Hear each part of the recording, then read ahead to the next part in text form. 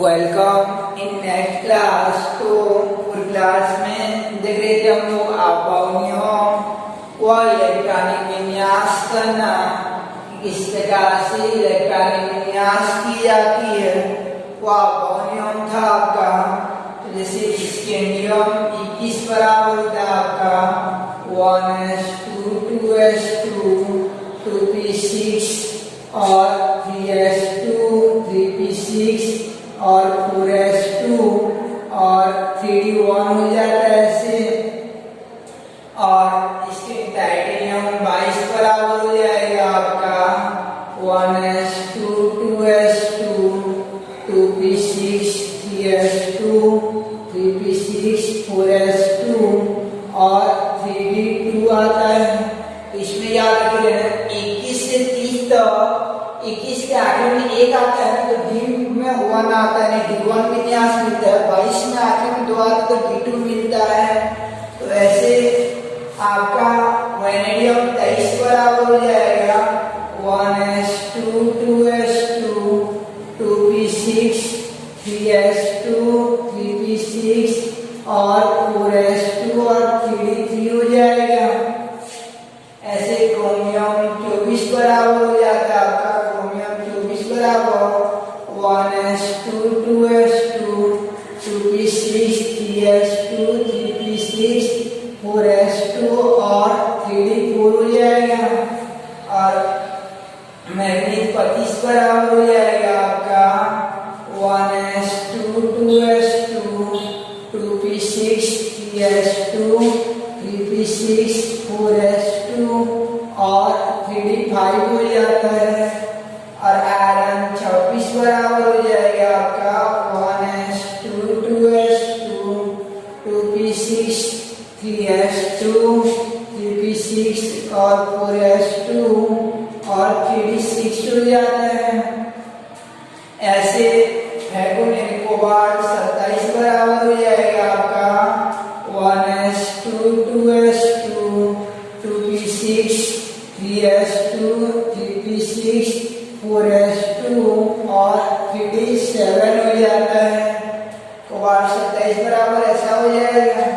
और निकिल 28 बराबर होता है आपका 1s2 2s2 2p6 3s2 3p6 4s2 3d8 और कॉपर 29 बराबर हो जाता है आपका 1s2 2s2 2p6 3s2 3p6 और 4s2 3d9 हो जाता है।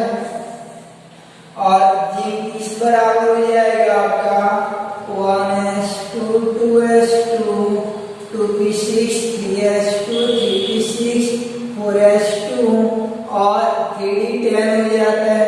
इस प्रकार से ये आपका इलेक्ट्रॉनिक कॉन्फ़िगरेशन हो जाता है, इलेक्ट्रॉनिक विन्यास हो जाएगा। तो आप देखें हम लोग आपनियम के अपवाद यानी एक्सेप्शन ऑफ अबाउट आपनियम की क्या अपवाद रहते हैं। तो थोड़ा सा ये याद रखिए ना कि जैसे कि पी में पूरा पूरा बना रहेगा उसको पूर्णपूरित उपकोष कहा जाता है, यानी फुलफिल्ड सब सेल कहते हैं। डी में पूरा बना रहेगा D10 विन्यास रहेगा या F में 14 रहेगा तो इनको या S में 2 रहेगा तो इनको फुलफिल्ड कॉन्फ़िगरेशन कहा जाता है, यानी फुलफिल्ड विन्यास कहा जाता है, पूर्णपूरित विन्यास कहा जाता है। और इसके आधार से P3 D5 या F7 इनको कहा जाता है अर्धपूर्ण विन्यास कहा जाता है। अर्धपूर्ण विन्यास कहते हैं, हाफ फील्ड कॉन्फ़िगरेशन कहते हैं।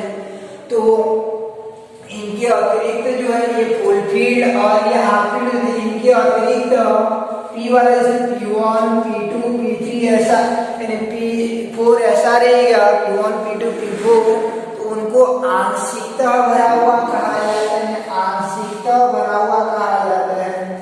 जैसे D के समय में D1 D2 D4 D6 यानी 5 और 10 को छोड़कर बाकी को आंशिकता कहेंगे डी में। पी में 3 और 6 को छोड़कर बाकी को आंशिकता कहेंगे। तो याद रखिए रहना कि ये अर्धपूर्ण या पूर्णपूरित उपकोष या आंशिकता भरा हुआ उपकोष की तुलना में आंशिकता भरा हुआ उपकोष की तुलना में ज्यादा स्थायी रहते हैं, यानी अधिक स्थायित्व को प्रदान करते हैं। ऐसा विन्यास जिसमें अर्धपूर्ण वाला रहता है या पूर्णपूरित वाला रहता है वो अपेक्षाकृत वो परमाणु जो अपेक्षाकृत अपने आप को मोस्ट स्टेबल फीलिंग करते हैं, यानी उस स्थिति में परमाणु जो ज्यादा अपने आप को स्टेबल यानी स्थायी प्रदान करता है। तो ऐसा विन्यास जिसमें अर्धपूर्ण या पूर्णपूरित विन्यास रहता है आंशिकता भरे हुए उपकोषों की तुलना में अधिक स्थायी होते हैं। इसलिए कभी कभी क्या रहता है कि जैसे D4 और S2 विन्यास रहता है, जैसे 3D4 और 4S2 विन्यास है आपका, ये आपका क्रोमियम का ये वाला जो है ये क्रोमियम और कॉपर पर हम लोग विचार करेंगे। ये क्रोमियम जैसे 3D4S2 3D2 विन्यास है, 4S2 3D2 विन्यास है आपका।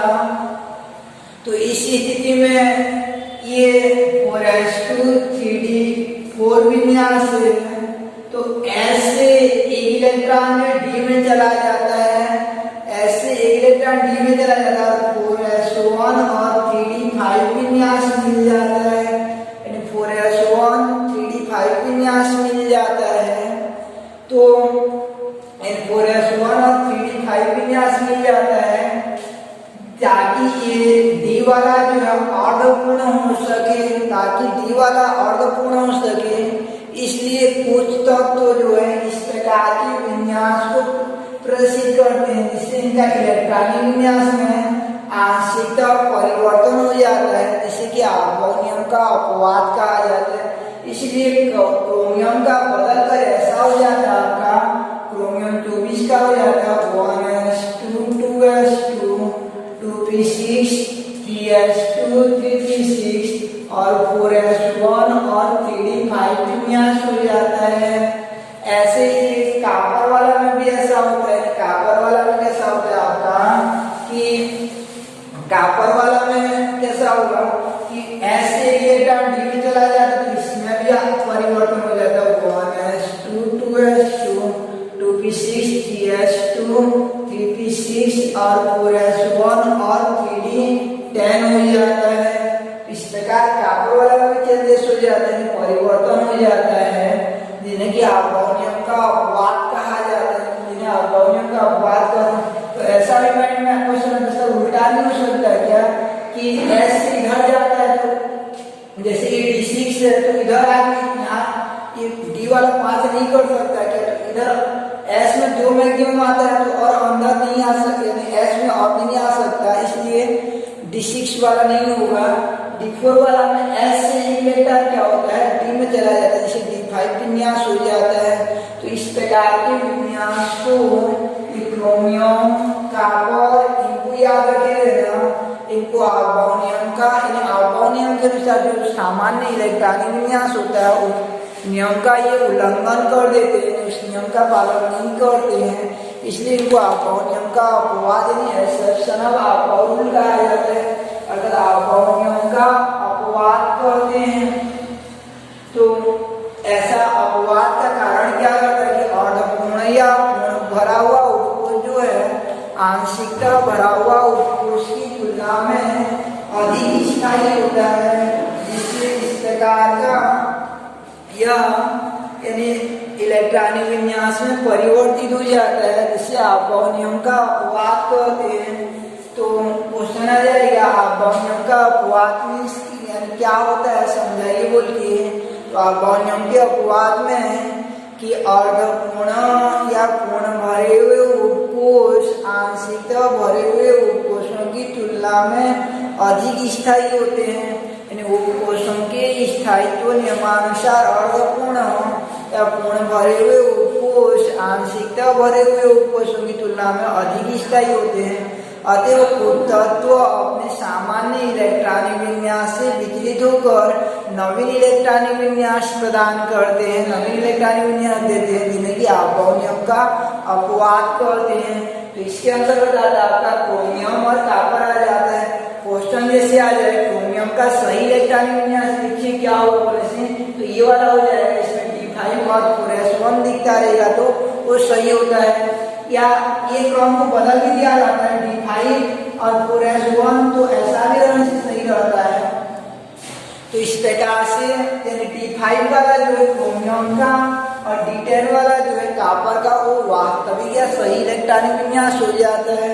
तो इस प्रकार से एक अभाव नियम के अपवाद हैं और भी पीरियोडिक टेबल में कुछ इसके अपवाद के एग्जाम्पल ये कॉपर क्रोमियम के अलावा जो क्रोमियम कॉपर के अलावा यह पाया जाता है आपका मोलिब्डेनम 42 में पाया जाता है और पैलेडियम 46 में, सिल्वर 47 में, प्लेटिनम 78 में और गोल्ड 79 में, इनमें भी पाया जाता है इस प्रकार का अपवाद वाला विन्यास। तो इनको याद रखिएगा, ये अभाव नियम के अपवाद कहलाते हैं। Chromium, copper, molybdenum, palladium, silver, platinum और गोल्ड, यानी ये सामान्य इलेक्ट्रॉनिक विन्यास से कुछ अलग प्रकार का इलेक्ट्रॉनिक विन्यास देते हैं। तो इस प्रकार से सीखे हम लोग अभाव नियम के अपवाद की उपकोषों की स्थायित्व नियमानुसार अर्धपूर्ण या पूर्ण पूरित उपकोष आंशिकता भरे हुए उपकोषों की तुलना में अधिक स्थायी होते हैं।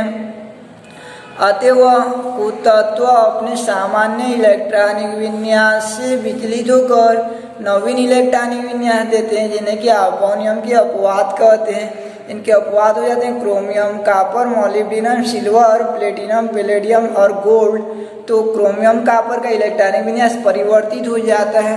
तो यहाँ से आपको क्वेश्चन आएगा कि अभाव नियम का अपवाद को समझाइए, ऐसा प्रश्न आएगा, या दूसरा इस प्रकार का प्रश्न आएगा, या दूसरा इस प्रकार का प्रश्न आएगा कि क्रोमियम और कॉपर का इलेक्ट्रॉनिक विन्यास 3d4 क्रोमियम का 3d4 4s2 न होकर यह 3d5 और 4s1 हो जाता है। क्यों, ये प्रश्न आ जाता है।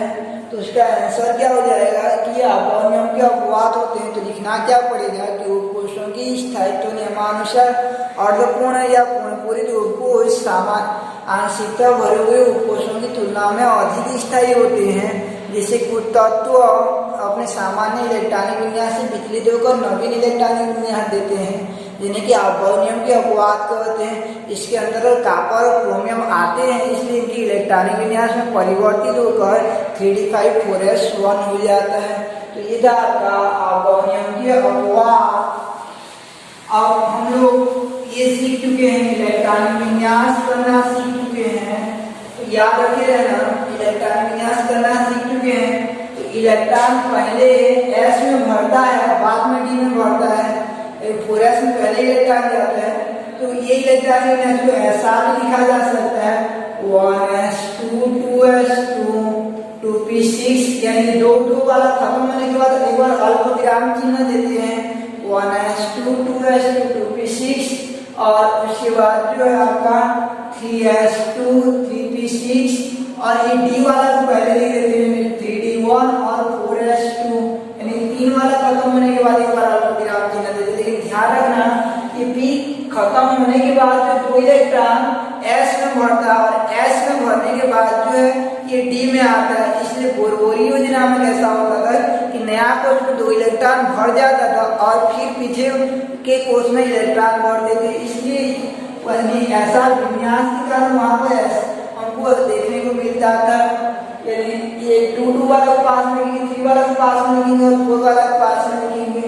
ऐसे ये वाला भी हो जाएगा आपका 1s2 2s2 2p6 3s2 3p6 और 3d2 4s2। यहाँ पे ध्यान रखना कि ये p में इलेक्ट्रॉन भरने के बाद जो d में नहीं बढ़ता है, यहाँ पे s में पहले बढ़ता है, उसके बाद जो आपका 3d2 में इलेक्ट्रॉन भरता है। तो ये था आपका अभाव नियम हुआ, अभाव नियम के अपवाद।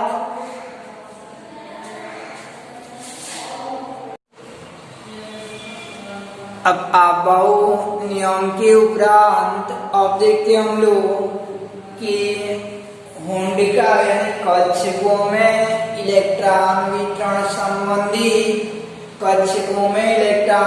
संबंधित वैज्ञानिक हुंडिका उच्चतम बहुलता नियम, हुंडिका उच्चतम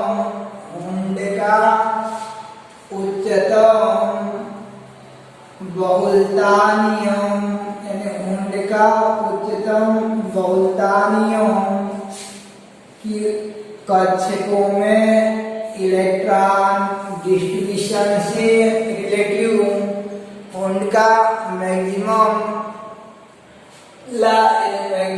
प्योरिटी ला उच्चतम बहुलता का नियम।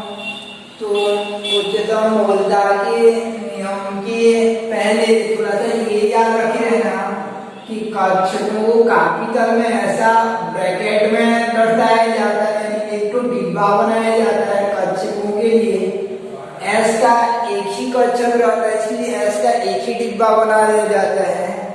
पी के 3 कक्षक रहते हैं, इसलिए एक साथ विंडो बनाया जाता है, पी एक्स, पी वाई और पी जेड।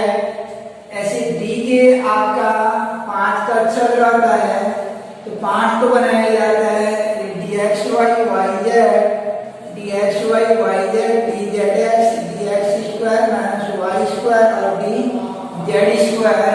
और एफ के जो 7 कक्षक रहता है आपका, तो 7 तो इसके लिए डिब्बा बनाया जाता है।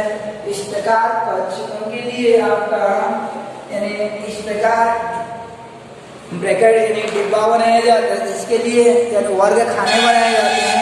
तो एस का 1, पी का 3, डी का 5 और एफ के 7 हो जाते हैं। तो देखते हैं हम लोग हुंडिका उच्चतम बहुलता नियम क्या कहता है। वो कक्षकों में इलेक्ट्रॉन का वितरण कैसा किया जाता है उस संदर्भ में है। तो पहले हम लोग थोड़ा सा इलेक्ट्रॉनिक विन्यास को सीखे थे। हाइड्रोजन का था आपका, हाइड्रोजन 1 का था, हाइड्रोजन का था आपका, हाइड्रोजन 1 बराबर 1s1 हो गया था। ये था आपका इलेक्ट्रॉनिक विन्यास। और यानी हाइड्रोजन 1 बराबर 1s1 हो जाता है इलेक्ट्रॉनिक विन्यास। तो इलेक्ट्रॉनिक विन्यास में हाइड्रोजन का आपका 1s1 हो जाता है। इधर करेंगे हम लोग ऑर्बिटल विन्यास, इलेक्ट्रॉनिक विन्यास के बाद जो है ऑर्बिटल विन्यास यानी कक्षकों में इलेक्ट्रॉन का बंटवारा करते हैं, जिसे कि ऑर्बिटल विन्यास कहते हैं। तो इलेक्ट्रॉनिक विन्यास में आपका हाइड्रोजन 1 बराबर हो जाएगा, हाइड्रोजन 1 बराबर 1s1 हो जाता है। हाइड्रोजन 1 बराबर हो जाएगा आपका 1s1। हीलियम 2 बराबर हो जाएगा आपका, हीलियम 2 बराबर 1s2 हो जाता है।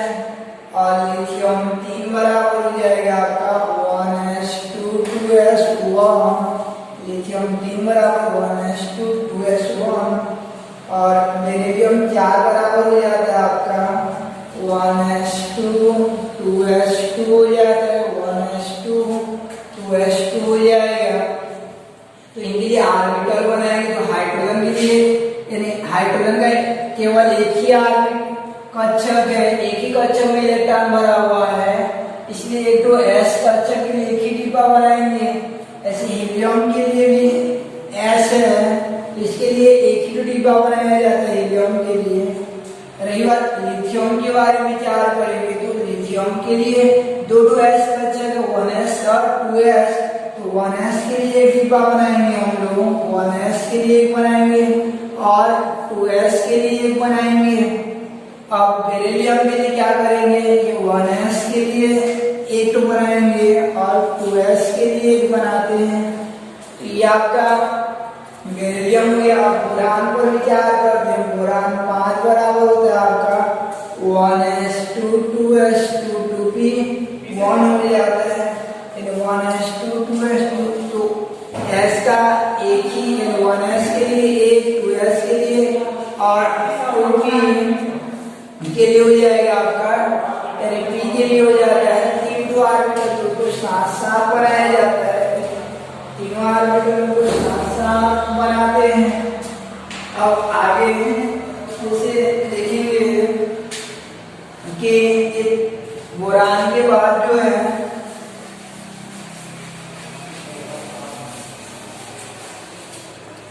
बोरान के बाद जो आपका कार्बन 6 बराबर हो जाता है, कार्बन 6 बराबर 1s2 2s2 2p2 हो जाएगा, 1s2 2s2 और p के लिए 3 टू बनाया जाता है, 1s2 2s2 2p2 हो जाएगा। और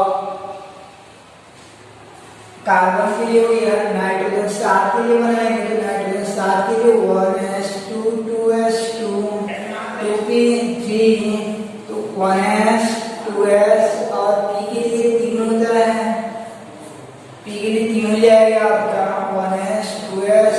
अब ऑक्सीजन 8 बराबर होता है आपका 1s2 2s2 2p4 तो 1s के लिए और 2s के लिए और 2p के लिए इस प्रकार से हो जाएगा। और ये आगे जो है फ्लोरीन 9 के लिए, फ्लोरीन 9 के लिए हो जाएगा आपका 1s2 2s2 2p5 1s2 2s2 और 2p5 p के लिए 3 ऑर्बिटल रहता है और नियान 10 बराबर हो जाएगा, नियान 10 बराबर 1s2 2s2 2p6 तो 1s के लिए 2s के लिए 2 और 2p के लिए 3 2।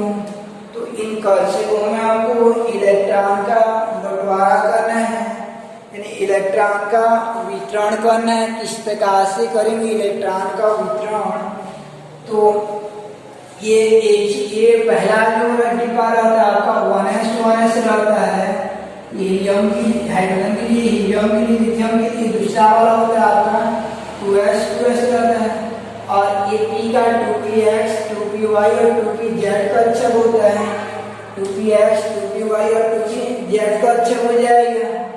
अब इलेक्ट्रॉन को डालेंगे हम लोग तो याद रखे रहना, अगर एक ही इलेक्ट्रॉन रहता है तो उसको एरो को ऊपर की ओर दिया जाता है, डिब्बा के अंदर एरो को ऊपर की ओर दिया जाता है। 2 इलेक्ट्रॉन रहते हैं तो एक इलेक्ट्रॉन के एरो को आधा कर दें और आधा जो काट देते हैं और दूसरा एरो को नीचे की ओर डाला जाता है और उसका भी आधा कटा हुआ रहता है। तो इस प्रकार से जैसे साम्यावस्था चिन्ह रहता है, ऐसा साम्य चिन्ह रहता है तो उसको उल्टा देंगे ऐसा करके और 2 इलेक्ट्रॉन को ऐसा डाला जाता है। और याद रखिए ना, आपको बताया गया था क्वांटम नंबर की किसी कक्षा में अधिकतम इलेक्ट्रॉन की संख्या 2 होती है, यानी एक कक्षा में अधिक से अधिक 2 इलेक्ट्रॉन होते हैं। इसमें तीसरा इलेक्ट्रॉन ऐसा नहीं आएगा, 2 ही इलेक्ट्रॉन डाला जा सकता है। तो एक इलेक्ट्रॉन को एक ही एरो से और 2 इलेक्ट्रॉन को ऐसा डबल एरो से रिप्रेजेंट करते हैं ऊपर नीचे। अब देखते हैं हम लोग इसमें इलेक्ट्रॉन कैसे भरेंगे। तो हाइड्रोजन का 1s है, इलेक्ट्रॉनिक विन्यास तो ऑर्बिटल विन्यास हो जाएगा, एक ही इलेक्ट्रॉन है तो इसके एरो को जो है 1s वाला जो डिब्बा है उसमें ऊपर की ओर दिया जाता है, 1s में ऊपर की ओर दिया जाता है। अब हीलियम वाला है आपका, तो हीलियम में कितना इलेक्ट्रॉन, 2 इलेक्ट्रॉन, तो एक वाला ऊपर एरो के ऊपर की ओर रहेगा और दूसरा वाला नीचे की ओर रहेगा, 2 इलेक्ट्रॉन डालने हैं।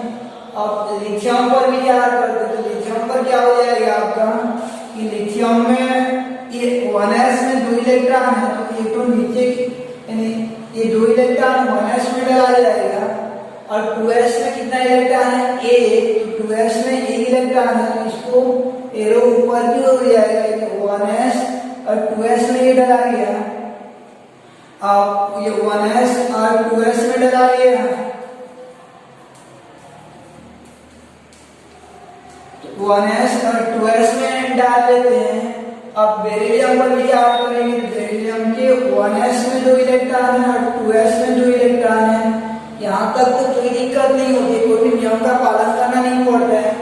उसके बाद ये बोरान पर विचार करें तो 1s में 2 इलेक्ट्रॉन है, 2s में 2 इलेक्ट्रॉन है और p में 1 इलेक्ट्रॉन है। तो याद रखिए रहना p के तीनों कक्षकों में से px की ऊर्जा जो कम होती है, px की ऊर्जा जो कम होती है, तो सबसे कम ऊर्जा वाला कक्षक में पहले डालेंगे, तो px में पहले डाल देते हैं। उसके बाद कार्बन 6 पर 1s में कितना इलेक्ट्रॉन आपका 2, 2s में कितना इलेक्ट्रॉन है 2, और ये कार्बन 6 है तो p में कितना इलेक्ट्रॉन है आपका, p में 2 इलेक्ट्रॉन है। तो दोनों इलेक्ट्रॉन को जो है p में 2 इलेक्ट्रॉन रहते हैं, तो दोनों इलेक्ट्रॉन को यानी p के दोनों इलेक्ट्रॉनों को याद रखे रहना एग्जाइट एक साथ नहीं डाला जाता है, ये गलत नियम हो जाता है। p के दोनों इलेक्ट्रॉनों को एक साथ नहीं डालते हैं, p के दोनों इलेक्ट्रॉनों को एक साथ नहीं डालते हैं। कैसा किया जाता है कि दोनों इलेक्ट्रॉनों को एक एक करके डाला जाता है। पहला वाला को ये 2px में डालते हैं, 2px में डालते हैं, और दूसरा वाला को 2py में डाला जाता है। दूसरा इलेक्ट्रॉन को क्या करते हैं 2py में डालते हैं। ऐसे नाइट्रोजन 7 वाला क्या हो जाता है आपका 1s में 2 इलेक्ट्रॉन डाला जाता है, 2s में 2 इलेक्ट्रॉन डाला जाता है, और p की जो तीनों इलेक्ट्रॉन है उसको एक एक करके डाला जाता है, एक एक करके तीनों में डाला जाता है। 2px में 2py में और 2pz में इलेक्ट्रॉन डाला जाता है। ऐसे ऑक्सीजन 8 बराबर हो जाएगा आपका, ऑक्सीजन 8 बराबर हो जाता है। ये 1s में 2 इलेक्ट्रॉन डाला जाएगा, 2s में 2 इलेक्ट्रॉन डाला जाएगा। अब इसमें एक एक करके 3 इलेक्ट्रॉन पहले डालते हैं और चौथा इलेक्ट्रॉन जो रहता है उसको पुनः पहले के साथ चक्रण किया जाता है, पुनः पहले के साथ रिपीट किया जाता है। ये जगह जो है ऐसा रहेगा, एक एक रहेगा और चौथा इलेक्ट्रॉन को फिर पहले में डालते हैं। अब ये फ्लोरीन 9 वाला पर विचार करेंगे, 1s में 2 इलेक्ट्रॉन, 2s में 2 इलेक्ट्रॉन और 2px, 2py और 2pz। तो x में आपका 2 x तीनों में पहले एक एक डलाएगा, फिर चौथा वाला यहाँ, पांचवा यहाँ हो जाएगा, छठवां अभी तो नहीं आया है। अब नियम 10 पर विचार करेंगे तो 1s में 2 इलेक्ट्रॉन, 2s में 2 इलेक्ट्रॉन और 2p यानी तीनों में एक ही इलेक्ट्रॉन डाला जाएगा, 2px, 2py और 2pz। अब चौथा इलेक्ट्रॉन x में आएगा, पांचवा y में और छठवां जो है z में आ जाता है।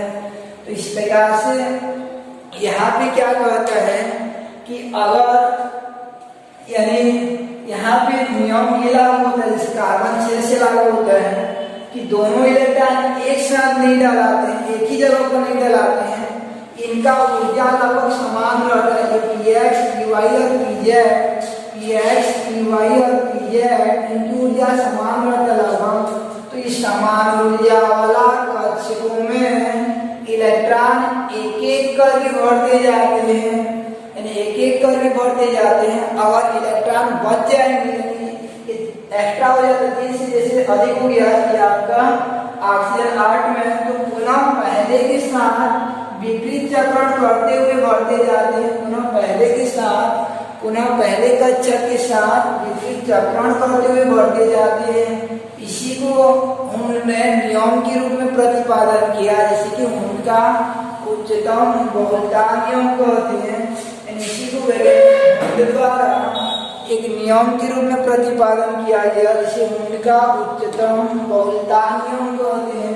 तो इनके अनुसार क्या हो जाता है कि उनका उच्चतम बहुलता नियम कि लगभग समान ऊर्जा वाले कक्षकों में, लगभग समान ऊर्जा वाले कक्षकों में इलेक्ट्रॉन एक एक करके बढ़ते जाते हैं। लगभग समान ऊर्जा वाले कक्षकों में इलेक्ट्रॉन एक एक करके बढ़ते जाते हैं तथा शेष बचे इलेक्ट्रॉन पुनः पहले कक्षक के साथ विपरीत चक्रण करते हुए बढ़ते जाते हैं, जिसे कि उनका उच्चतम बहुलता नियम कहते हैं। विपरीत चक्रण करते हुए पुनः पहले कक्षक से बढ़ते जाते हैं। नियम का दो भाग है कि लगभग समान ऊर्जा वाले कक्षकों में इलेक्ट्रॉन एक एक करके बढ़ते जाते हैं, ये यहाँ तक हो गया, तथा शेष बचे इलेक्ट्रॉन पुनः पहले कक्षक के साथ विपरीत चक्रण करते हुए बढ़ते जाते हैं। तो ये दूसरा भाग हो गया आपका। तो दोनों को जोड़ देंगे तो दोनों जो है उनका नियम हो जाता है कि लगभग समान ऊर्जा वाले कक्षकों में इलेक्ट्रॉन एक एक करके बढ़ते जाते हैं तथा शेष बचे इलेक्ट्रॉन पुनः पहले कक्षक से विपरीत चक्रण करते हुए बढ़ते जाते हैं, जिसे कि उनका उच्चतम बहुलता नियम कहते हैं। तो उच्चतम बहुलता तो नियम क्या कहता है? उच्चतम शब्द उच्चतम बहुलता क्यों आता है? तो याद रखिए ना, बहुलता में से होता है फैलाव और उच्चतम बहुलता में होता है अधिक से अधिक फैले रहेंगे। यहाँ पे ये इलेक्ट्रॉन जो अधिक से अधिक फैले रहते हैं यानी एकजाई नहीं रहते हैं, इसलिए इनको कहा जाता है उच्चतम बहुलता नियम कहते हैं, यानी उच्चतम बहुलता नियम कहा जाता है। तो इस प्रकार से आज देखिए हम लोग उनका उच्चतम बहुलता नियम को, उनका उच्चतम बहुलता नियम क्या हो जाएगा? लगभग समान ऊर्जा वाले कक्षकों में इलेक्ट्रॉन एक एक करके बढ़ते जाते हैं तथा शेष बचे इलेक्ट्रॉन पुनः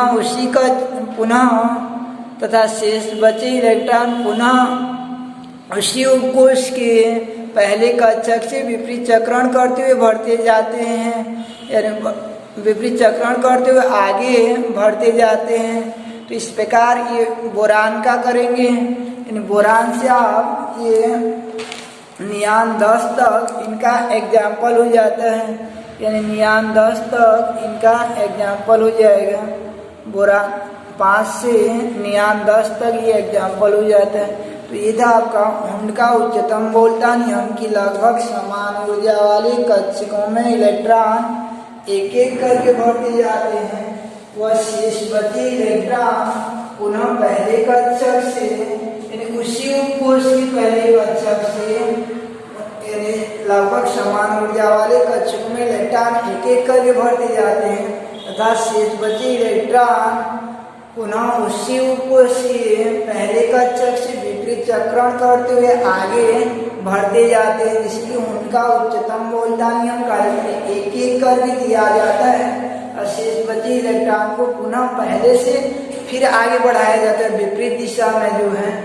जैसे हम लोग कक्षा 11वीं पढ़ रहे हैं और परीक्षा खत्म हो जाता है तो उस लास्ट एग्जाम है, कक्षा 11वीं पढ़ रहे हैं लास्ट एग्जाम है तो अंतिम परीक्षा है, और जैसे पर्यावरण होता है तो अंतिम दिन क्या प्लानिंग किए रहते हैं सबके सब जो है, यानी एक प्लानिंग रहता है कि आज जो हम लोग फुल्की सेंटर जाएंगे और वहाँ पे जो है यानी अंतिम दिन है, कम से कम एक दिन जाएंगे, ऐसा वाला बात हो जाता है। तो लगभग 5-6 फ्रेंड जो बात कर ले रहते हैं और चल लेते हैं कहाँ पे, एक यानी एक गुपचुप वाला सेंटर के पास जो है वहाँ पे फुल्की खाने के लिए चलते रहते हैं।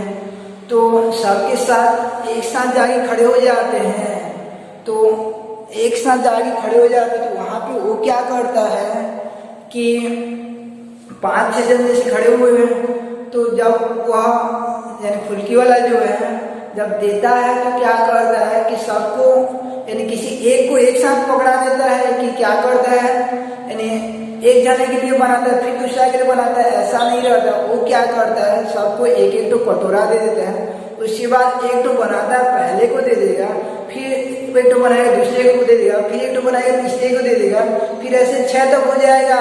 तो एक राउंड खत्म हो जाएगा तो फिर पहले से स्टार्ट करता जाता है, वो उनके नियम का पालन करते हुए अपना वितरण करता है फुल्की का। तो वहाँ पे क्या हो जाता है आपका उनके नियम का पालन हो जाता है कि एक एक करके बंटवारा करते हैं।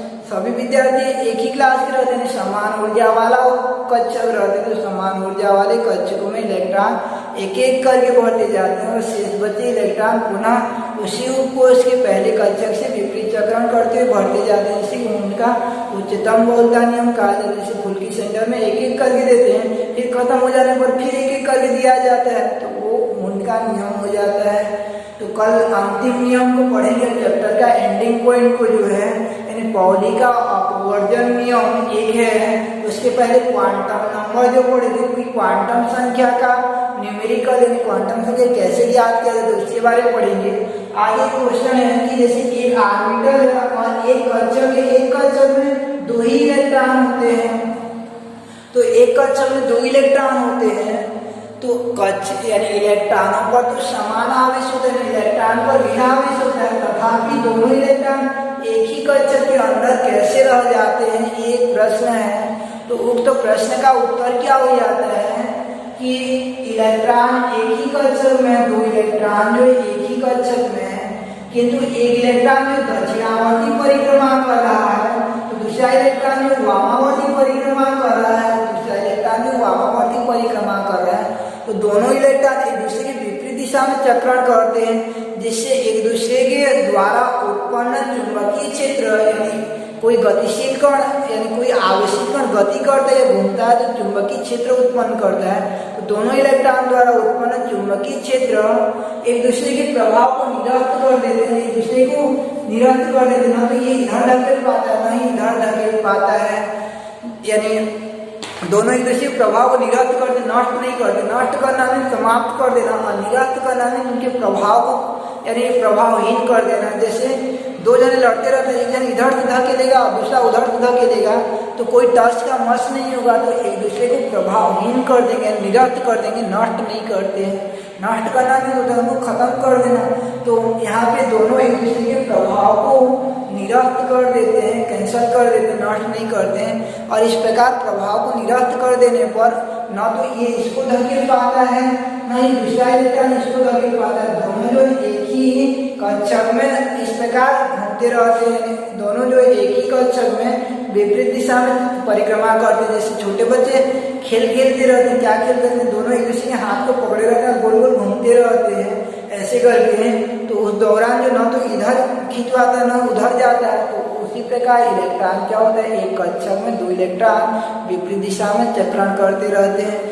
तो आज के लिए बस इतना। नेक्स्ट क्लास में हम स्टार्ट करेंगे क्वांटम नंबर के की यानी क्वांटम संख्या कैसे ज्ञात किया जाता है और पाउली का अपवर्जन